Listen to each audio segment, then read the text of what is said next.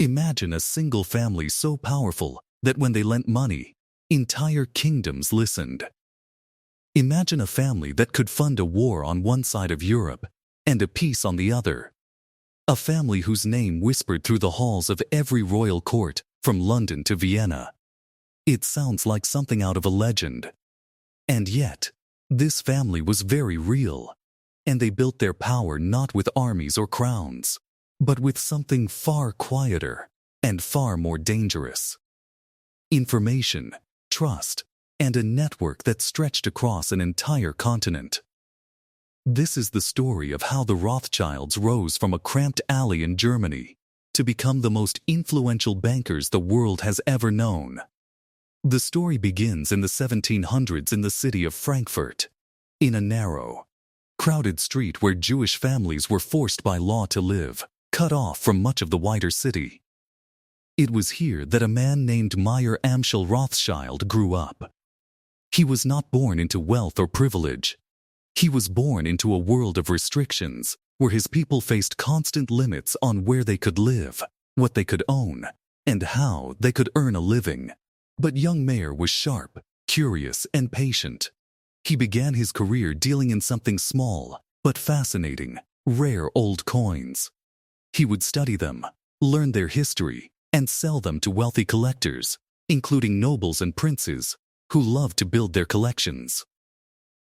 This coin business seems tiny, almost unimportant, but it was actually the key that opened every door that followed. Because to sell rare coins to a prince, Mayer had to meet that prince. He had to earn his attention, gain his trust, and prove that he was reliable and discreet. Over time, one of these connections became the most important relationship of his life. He gained the trust of an extremely wealthy German prince, one of the richest men in the region, who had enormous sums of money that needed managing. Mayer proved himself so careful, so honest, and so useful that the prince began to rely on him not just for coins, but for handling money itself. And once you are handling the money of the powerful, you have stepped through the door into the world of banking. But Mayer did something that no ordinary merchant would have thought to do. And this single idea is the true foundation of the Rothschild empire. He had 5 sons, and instead of keeping them all at home to run one business in one city, he sent them out across Europe. One son stayed in Frankfurt. One went to Vienna, the heart of a great empire. One went to London, the center of global trade. One went to Naples in Italy. And one went to Paris, the capital of France. 5 sons. 5 of the most important financial cities in Europe, all connected by blood, all completely loyal to one another, and all working together as a single hidden network. Think about how powerful this was. In an age long before telephones or the internet, information traveled slowly, usually at the speed of a horse or a ship.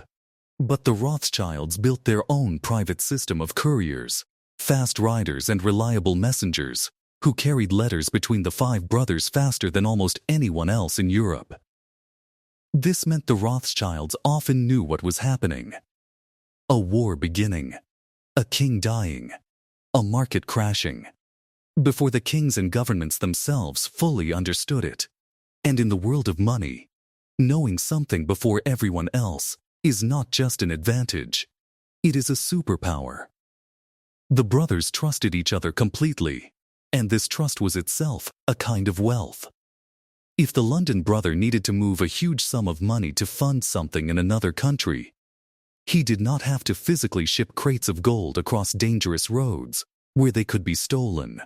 Instead, he could simply send a letter to his brother in that country, and the brother would pay out the money there, settling it between the family later through their private accounts. They had effectively built an international banking system inside their own family, one that could move enormous amounts of money across borders, quickly, safely, and secretly. No one else could copy it, because no one else had 5 loyal brothers stationed in 5 great cities. Then came the event that turned the Rothschilds from very rich bankers into a legend.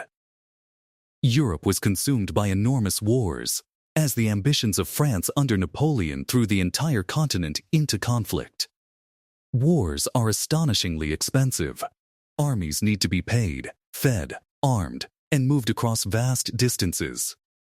Governments needed money on a scale they could not raise on their own, and so they turned to the people who could move money like no one else. The Rothschilds became lenders and financial agents to governments, helping to fund the very war efforts that would decide the fate of Europe. The London Brother in particular played a crucial role in moving gold to pay armies, a task so difficult and so risky that most bankers would not even attempt it. There is a famous story, part history and part legend, about how the family used its speed of information to win an enormous fortune during this period. As a massive, decisive battle was fought that would determine the future of Europe, the entire London financial market waited anxiously to learn the outcome. If the battle went one way, certain investments would soar. If it went the other, they would collapse. It is said that the Rothschild courier network learned the true result before the official news reached the city. Whether the details are exactly true or exaggerated over time, the core truth behind the story is real. The Rothschilds understood that in finance, the first to know is the first to profit, and their private network gave them that edge again and again. By the middle of the 1800s, the Rothschild family was arguably the most powerful financial force in the world. They were not a country, they had no army, and they held no crown. And yet, kings and emperors came to them for loans. Nations depended on them to fund railways, to build industries, to stabilize their currencies, and to survive financial crises. The family financed some of the great projects of the age, helped governments through desperate times, and sat at the very center of the European economy, like a spider at the middle of an enormous web, feeling every vibration across the threads. Now, this kind of power always attracts something else along with it, and that is fear and suspicion. Because the Rothschilds were so wealthy, so international, and so quiet about their affairs, they became the subject of endless rumors, wild theories, and dark accusations. People struggled to understand how a single family could hold so much influence without ruling a country. And when people cannot understand power, they often invent frightening explanations for it. Much of what was said about the Rothschilds was exaggerated, twisted, or simply invented, fueled in part by prejudice against their background. The real story of the family is remarkable enough on its own, without the myths. They were brilliant, disciplined, and deeply connected, and that was the true source of their strength. What made the Rothschild fortune so durable, more durable than almost any before it, was the way they protected it.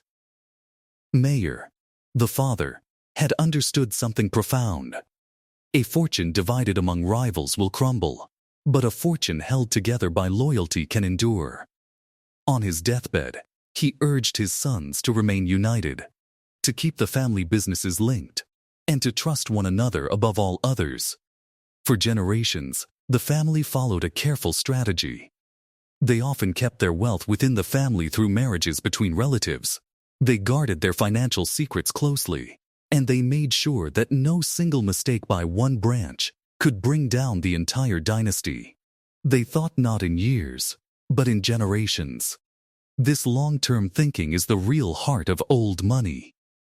The Rothschilds were not chasing a quick fortune to spend in a single lifetime. They were building an institution meant to outlast them, to pass through their children and their children's children. They invested in things that endure, such as land, established businesses, fine art, and stable long-term assets, rather than gambling everything on risky bets. Slow, steady, protected growth across generations is what separates a family that is rich for a moment from a family that is rich for centuries. As the world changed and new financial powers rose, other banks and other families grew large, and the Rothschilds were no longer the single dominant force they had once been in the age of Napoleon.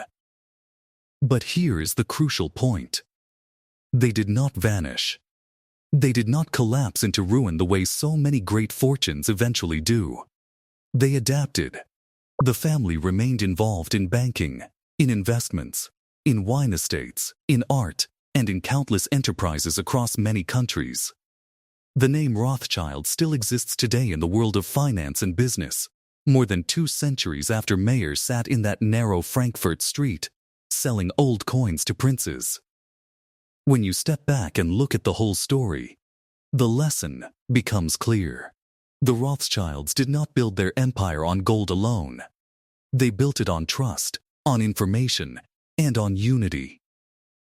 Trust let them move money across a continent without shipping a single coin.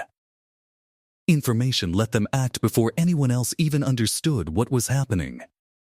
And unity, the fierce loyalty between 5 brothers in 5 cities, gave them a network that no rival could ever recreate. Together, these 3 things formed a machine more powerful than any single vault of treasure.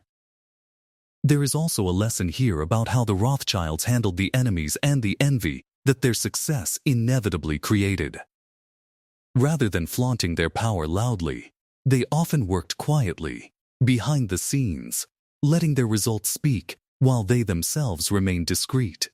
They understood that visible power invites attack, while quiet influence can operate more freely. This instinct for discretion, for keeping their affairs private and their strategies hidden, protected them again and again. Competitors and even governments frequently found themselves outmaneuvered by a family that revealed very little and understood a great deal. In a world obsessed with showing off wealth, the Rothschilds proved that sometimes the greatest power is the power that stays out of sight. It is also worth understanding just how revolutionary their approach to information truly was. Today, we live in a world drowning in instant news, where anyone can learn about a distant event in seconds. But in the time of the Rothschilds, information was scarce, slow, and precious. By building the fastest private communication network in Europe, they essentially created their own early information advantage, a way of seeing the future slightly before everyone else.